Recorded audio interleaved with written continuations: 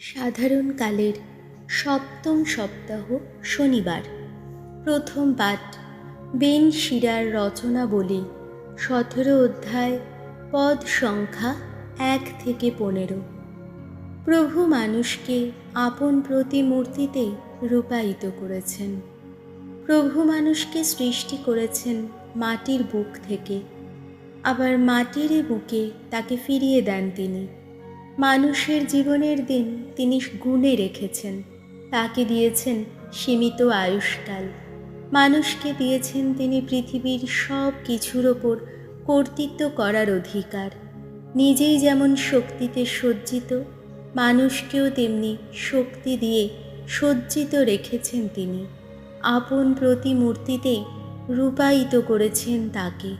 সমস্ত জীবের অন্তরে তিনি মানুষের প্রতি ভয় ভীতি জাগিয়ে তুলেছেন, যাতে যত পশু পাখির ওপর মানুষ প্রভুত্বই করে।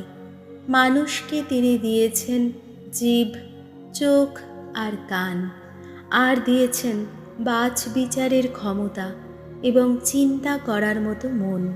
তাকে তিনি জ্ঞান বুদ্ধিতে ভরিয়ে তুলেছেন, কোনটা ভালো কোনটা মন্দ তা শিখিয়েও দিয়েছেন। তার কর্মকীর্তি কতই মহান তাই দেখাবেন বলে নিজের দৃষ্টিশক্তি রেখেছেন তিনি মানুষের অন্তরে।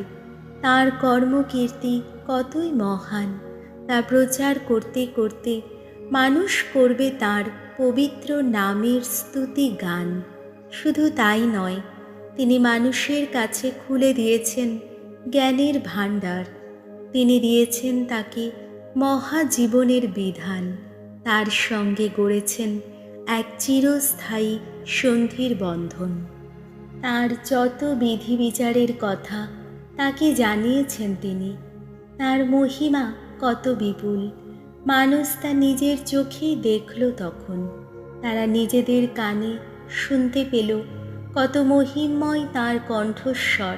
তাদের বললেন তিনি, দেখো, তোমরা যেন করো না কোনো অধর্ম অন্যায়।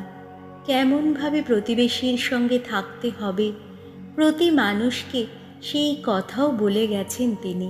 সবার আচার আচরণ তার চোখের সামনে অনুক্ষণ স্পষ্টই থাকে। তাদের কোনো কাজই তাঁর দৃষ্টি এড়াতে পারে না। প্রভুর বাণী, শাম সঙ্গীত ধুয়ো। ওগো ভগবান, তোমার নিত্য কৃপায় ধন্য তোমার ভক্তজন। পিতা তাঁর পুত্রকে যেমনটি স্নেহই করেন, ভগবানও ভক্তের প্রতি তেমনি স্নেহময়। আমরা যে কী দিয়ে নির্মিত সে কথা তিনি তো জানেন। আমরা যে ধূলি মাত্র সে কথা স্মরণ রাখেন। ধুয়ো। ওগো ভগবান, তোমার নিত্য কৃপায় ধন্য তোমার ভক্তজন। এই যে মানুষ, তার আয়ুষ্কাল শীতল তৃণেরই মতো, বন্য পুষ্পেরই মতো তার উন্মিলন। যেই তাকে ছুঁয়ে গেল বায়ু, সে তো আর নেই। তার যে আপন স্থান, সে তো আর পায় না তার দিশা। ধুয়ো। ওগো ভগবান, তোমার নিত্য কৃপায় ধন্য তোমার ভক্তজন।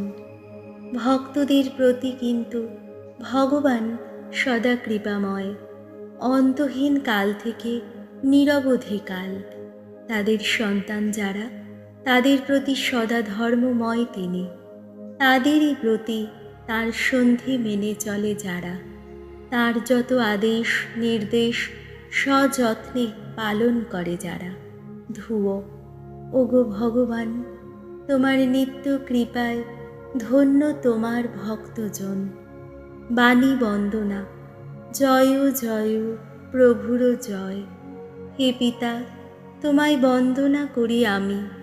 ঐশ্বরাজ্যের মর্মবাণী প্রকাশ করেছ তুমি। শিশুর মতো সরল হৃদয় যার, সেই মানুষেরই কাছে। জয় জয় প্রভুর জয়। মার্ক রচিত মঙ্গল সমাচার, 10 অধ্যায়, পদ সংখ্যা 13 থেকে 16। যে কেউ ঐশ্বরাজ্য শিশুরই মতো মন দিয়ে গ্রহণ না করে, সে কিছুতেই তার মধ্যে প্রবেশ করতে পারবে না।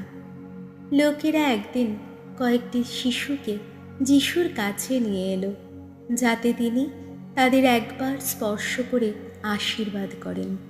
কিন্তু শিষ্যেরা তাদের ধমক দিতে লাগলেন। তাই দেখে যিশু রেগে গেলেন। শিষ্যদের তিনি বললেন, শিশুদের আমার কাছে আসতে দাও, তাদের বাধা দিও না, কারণ এই শিশুদের মতো যারা, ঐশ্বরাজ্য যে তাদেরই। আমি তোমাদের সত্যিই বলছি, যে কেউ ঐশ্বরাজ্য শিশুরই মতো মন দিয়ে গ্রহণ না করে, সে কিছুতেই তার মধ্যে প্রবেশ করতে পারবে না। তারপর তিনি 2 হাত দিয়ে শিশুদের জড়িয়ে ধরলেন এবং তাদের মাথার উপর হাত রেখে আশীর্বাদ করলেন। প্রভু যিশুর মঙ্গল সমাচার।